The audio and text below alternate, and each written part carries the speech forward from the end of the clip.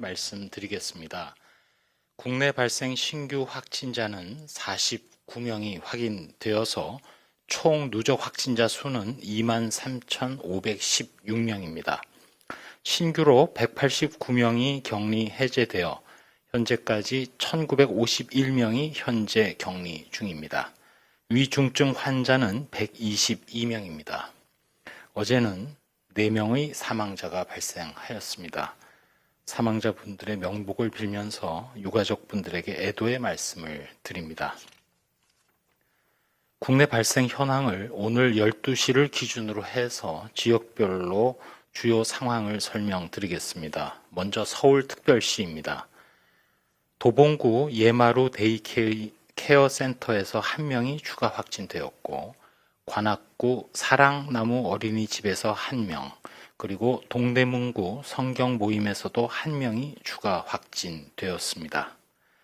강남구 대우 디오빌 플러스와 관련해서는 2명이 추가 확진돼서 현재까지 총 48명의 환자가 발견되었습니다.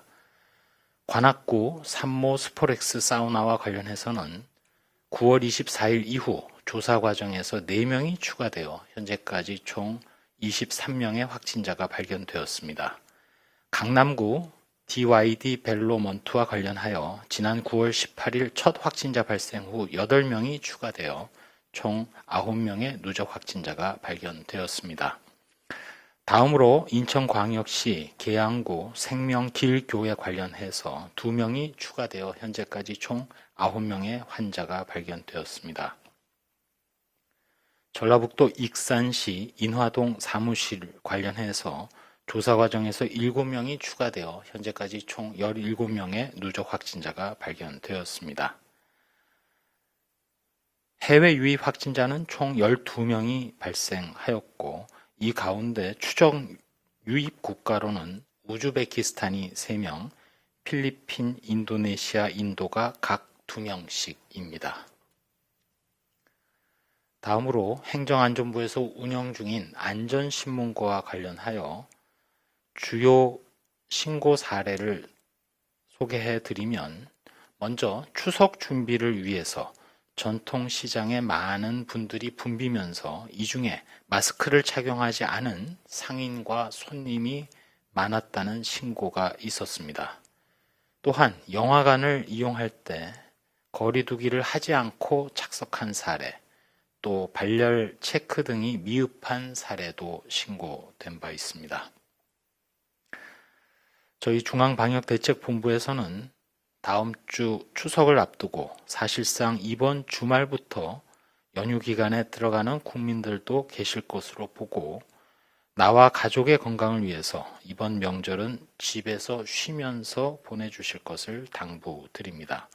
가급적 집에서 보내시되 긴급하지 않은 외출이나 여행은 자제를 부탁드리고, 특별히 어르신들이 코로나19의 고위험군인 만큼 직접적인 방문을 자제해 주시고 영상통화 등을 활용해서 마음을 전달하는 것이 좋겠다는 말씀을 드립니다. 혹시라도 부득이하게 방문하게 되실 경우는 이동하는 교통수단, 각종 실내 장소별 방역수칙을 철저히 준수해 주시기 바랍니다.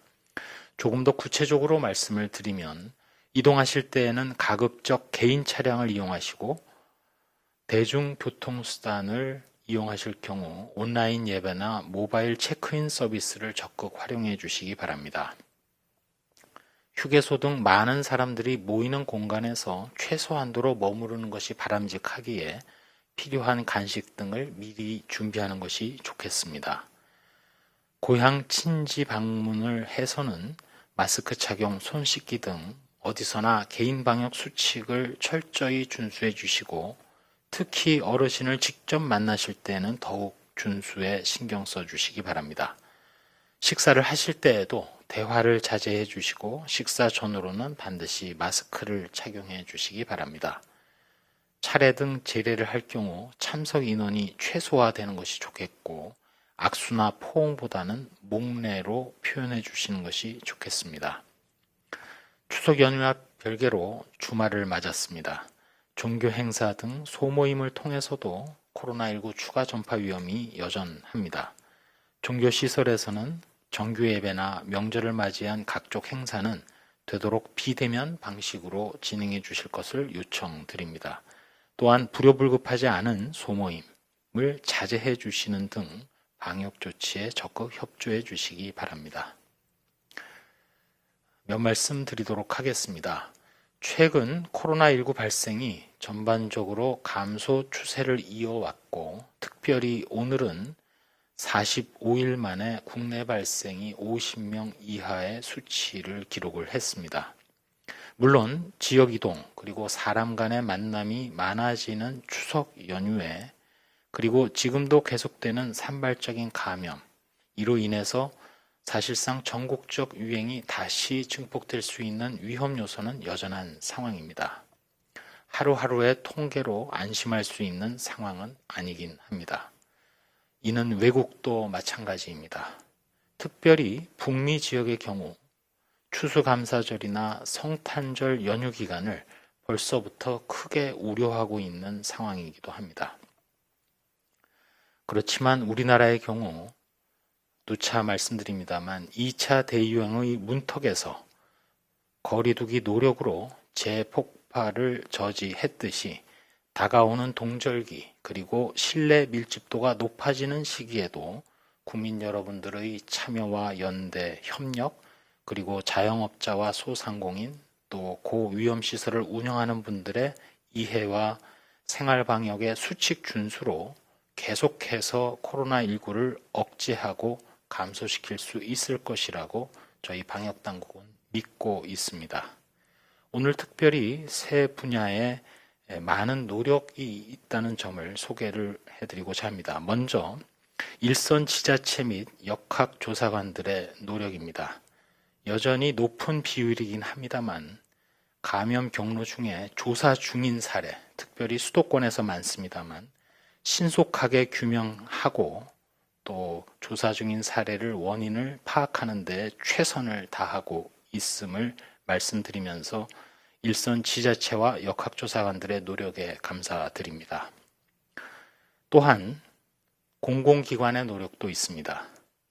거리두기가 여의치 않은 소규모 영세 음식점, 카페 등을 위해서 가림막이나 차단막 효과를 알아보기 위해서 실험실에서 비말 실험 장치를 설치하고 실제 실험을 진행하고 있는 에너지 기술 평가원을 중심으로 한 공공기관 여러분들의 노력에도 깊이 감사드립니다. 또한 어제 개최된 코로나19 치료제 백신 지원위원회에서 연내에 국산 치료제를 개발하고 내년 중에는 백신 허가를 받겠다는 목표로 전력을 다하고 계신 기업 여러분들의 연구 개발에도 진전이 있기를 바라고 있고 또 필요한 지원을 다하는 데 최선을 다하겠습니다. 추석 명절에 자녀분들을 볼 수 없어서 섭섭하고 외로우신 어르신들, 그리고 고향을 찾지 못해서 서운해하는 자녀분들, 손주분들이 많으실 겁니다. 현재 한 세기에 한 번 올까 말까한 전 세계적인 감염병 재난인 코로나19 유행을 맞아서 유례없는 거리두기 조치가 시행되고 있습니다. 안타깝지만 올해 추석은 비대면으로 또 원거리에서 유선으로 건강과 안부를 챙겨주시길 다시 한번 요청드립니다. 다가오는 밀집도가 올라가는 겨울도 우리 모두가 안전하게 지낼 수 있도록 조금 전 소개드린 대로 다방면에서 많은 분들이 인내하고 노력하고 있다는 말씀을 드리면서 이번 주말에도 적극적인 거리두기의 실천을